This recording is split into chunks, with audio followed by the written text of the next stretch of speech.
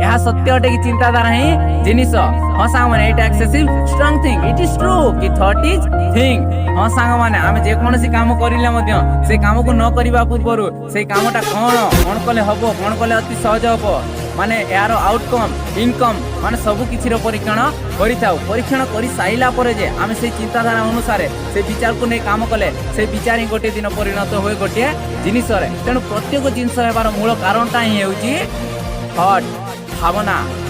तेणु जे पर्यंत आम किसी न भावीचे से पर्यंत किसी भी करें। फॉर एग्जांपल आम घरटे बनइले केत थर बनौचे सांग माने थरे ना दी थर बनवा पड़ता है। फास्ट मुंडे भावनार बनवा पड़ता है कि घरटा केते फुट उठेबी केते फुट छात पकेबी केतेटा कलम करी केतेटा पोखरा करी को पटे बेडरूम हम को पटे किचन रूम हम को पटे बाथरूम हम सबकि ए भावनार बनवा पड़ता है। तापर जे एक्शन नहीं आम करूँ घरटे और कर सारा पर से विचार परिणत हो गोटे जिनिस अर्थात घर।